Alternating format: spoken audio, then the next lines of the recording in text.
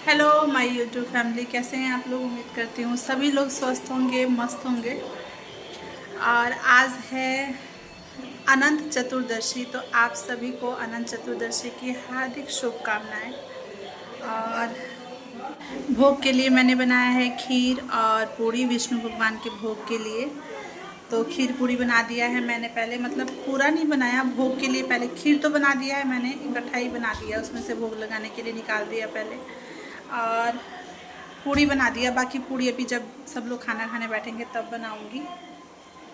तो अभी पूजा मैं आपके साथ शेयर करूंगी कि कैसे किया मैंने अनंत चतुर्दशी की पूजा। तो आप लोग प्लीज़ ब्लॉग में बने रहिएगा। और एक बार फिर से मेरे और मेरे पूरे परिवार की तरफ से आप सभी को अनंत चतुर्दशी की हार्दिक शुभकामनाएं। तो यहाँ पे मैंने अपनी पूजा जो है वो शुरू कर दी है अनंत चतुर्दशी की। तो इस पे ना पहले चौकी पे मैंने पीला वस्त्र बिछा दिया है। इस पे पहले जो था उसको मैंने बदल दिया है। और फिर जो भगवान जी की मूर्ति है उसको लगा लूँगी, मैं यहाँ पे स्थापित कर दूँगी। और विष्णु भगवान को पीले रंग का वस्त्र चढ़ाया, मतलब ओढ़ाया जाता है, अर्पित किया जाता है। तो वो कर दूँगी मैं पीले रंग का, क्योंकि उनको पीले रंग की चीज़ें ही बहुत ज़्यादा पसंद हैं। तो पीले, इसमें सारी चीज़ें पीले रंग की मतलब की जाती हैं। तो यहाँ पे बाकी मैं अष्टदल कमल बना लूँगी, आटा और हल्दी मिला के। चाहे तो फूल से भी बना सकते हैं, चावल से भी बना सकते हैं, लेकिन उसमें हल्का सा हल्दी ज़रूर मिला लिया जाता है। तो यहाँ मैं वही अष्टदल कमल बना रही हूँ, आटा और हल्दी मिला के। अबीर अगर हो तो अबीर से भी बनाया जा सकता है। और उसके बाद मैं यहाँ पे कलश की जो है वो स्थापना कर दूँगी। कलश के जो जल है उसमें पहले मैंने गंगा जल मिला के रखा है। और इसमें डाल दूँगी मैं एक सिक्का और सुपारी, लौंग, इलायची, हल्दी का एक छोटा सा गांठ, और उसमें फिर फूल डाल के। और तब इस पे यहाँ पे हम डालेंगे जो आम का पल्लो होता है वो डाल देंगे। और उसके ऊपर फिर से आटा रख के, और तब इसके ऊपर हम रखेंगे जो ये दीप है हमारा प्रज्वलित करके। उसके बाद दीप रख दिया है मैंने। ये देखिए, बहुत विधि विधान से तो पूजा करनी नहीं आती, लेकिन जितना आता है और जितना मतलब पता है उस हिसाब से किया मैंने। मन को बहुत ज़्यादा शांति मिली। ये पूजा सबसे पहले भगवान श्री कृष्ण ने पांडवों से करवाया था, जब पांडवों ने अपना राजपाट, अपना सब कुछ खो दिया था। तो उसकी प्राप्ति के लिए और ये पूजा करवाया गया था। इसी के साथ इसमें 16 दिन का जो लक्ष्मी जी का व्रत होता है ना, वो भी होता है। तो उसकी पूजा भी, लक्ष्मी जी की जो पूजा होती है वो भी आज ही की जाती है। और वो पूजा भी पांडवों ने किया था, जिसे भगवान विष्णु ने ही करवाया था, श्री कृष्ण जी ने ही करवाया था। तो अपना राजपाट वापस पाने के लिए इधर काफ़ी चीज़ें चल रही हैं। लाइफ में उतार चढ़ाव तो चलता ही रहता है। तो थोड़ा सा पूजा पाठ ही है जिससे मन को जो है वो शांति मिलती है। तो अनंत चतुर्दशी की पूजा जितना मुझे आता था, जिस तरीके से आता था उस तरीके से मैंने पूजा कर लिया। और ये मैं शाम के टाइम कर रही हूँ, इसे सुबह भी कर सकते हैं, मतलब प्रदोष काल में इसकी पूजा करते हैं। अनंत चतुर्दशी की जो पूजा है वो प्रदोष काल में की जाती है। तो यहाँ दुर्बा वगैरह सबसे पहले जो गणपति की पूजा है वो पहले की जाएगी, मतलब की जाती है। और उसके बाद सभी देवी देवताओं की पूजा की जाती है, क्योंकि विघ्नहर्ता गणपति बप्पा को माना जाता है।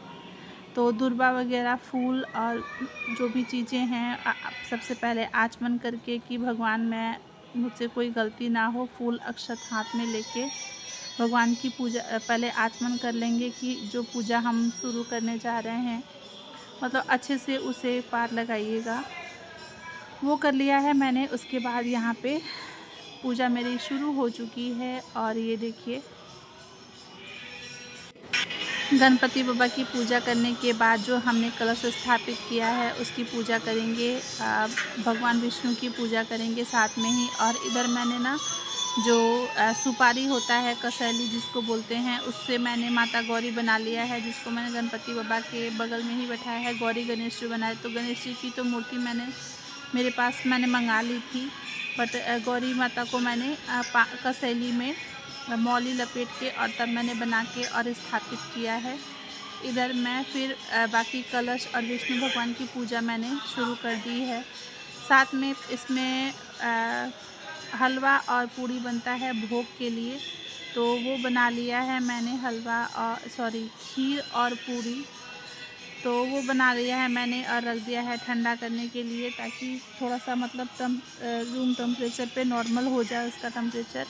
और इधर लगा देंगे हम गणपति बप्पा को चंदन और शंकर जी को, और माता जी को हम रोली या सिंदूर अर्पित करेंगे। उसके बाद ये देखिए, ये जो मौली होती है ना, इसकी एक धागा मतलब लंबा धागा तोड़ा जाता है, और पहले तो ये धागा कलश के ऊपर बांधा जाएगा, और उसके बाद एक जो धागा है उसको तोड़ के, और धागा नहीं मौली, और मौली को इसमें बांध देंगे हम कलश के ऊपर। और उसके बाद फिर से एक लंबी मौली तोड़ेंगे जिसे में 14 गांठें लगाई जाती हैं, यानी अनंत चतुर्दशी। आज की पूजा जो भी सच्चे मन से और सही मतलब तरीके से करता है, सही सच्चे मन से करता है।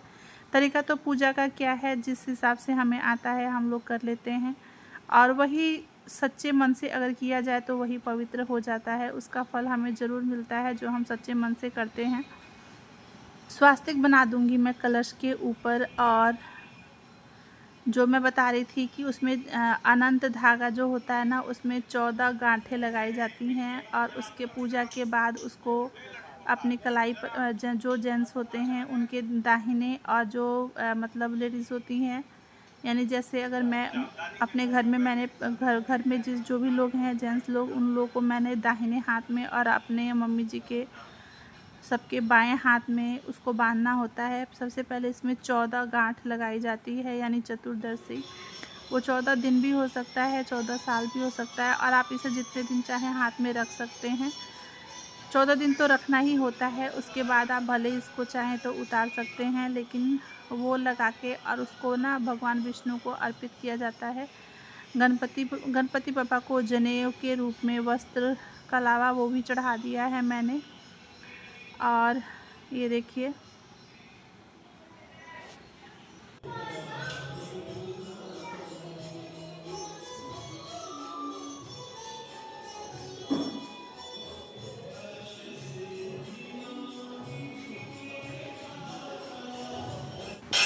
और यहाँ पहले सेब और वो केला मैंने लिया था प्रसाद के लिए, साथ में लड्डू भी मंगाए थे, पीले वाले जो लड्डू होते हैं वो मंगाया था। और अब मैं यहाँ पे जा रही हूँ हलवा खीर और पूरी लेके आने भोग लगाने के लिए, जिसको मैंने पहले ही निकाल के रख दिया था। जल्दी जल्दी में ना छोटी छोटी 5 पूरियाँ तल ली मैंने, और क्योंकि सारा काम अकेले देखना होता है तो जिस हिसाब से मेंटेन हो पाता है कर लेती हूँ।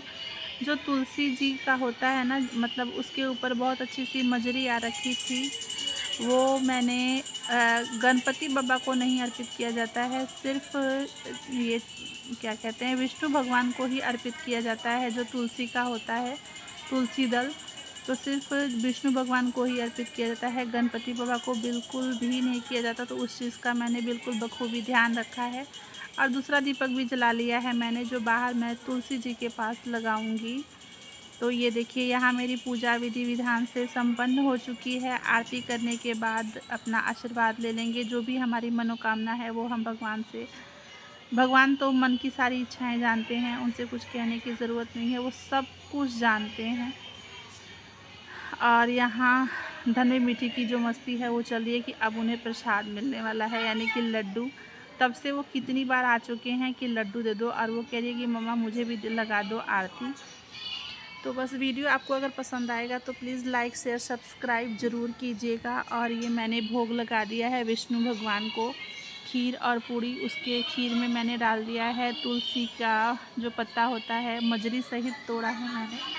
तो बहुत ही अच्छे से मन को शांति मिली, मैंने पूजा कर ली, और फिर माथा टेक लेंगे हम लोग।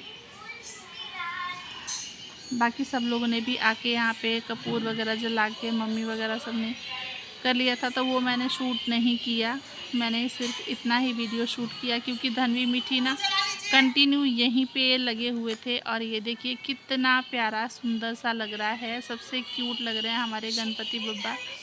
ये देखिए, और जो ये वाला है ना, इसमें हल्दी सुपारी फूल डालकर ये गंगा जी की भी पूजा की जाती है, तो वो मैंने थाली में पानी डाल के और उसमें फूल, हल्दी, रोड़ी सब डाल दिया है। और ये पूजा मैंने गंगा जी की भी पूजा कर ली है। और ये है आज का खाना, खीर, पूड़ी और सब्जी। वीडियो कैसा लगा कमेंट करके ज़रूर बताइएगा। बाकी स्वस्थ रहिए, मस्त रहिए। मिलते हैं अगले ब्लॉग में।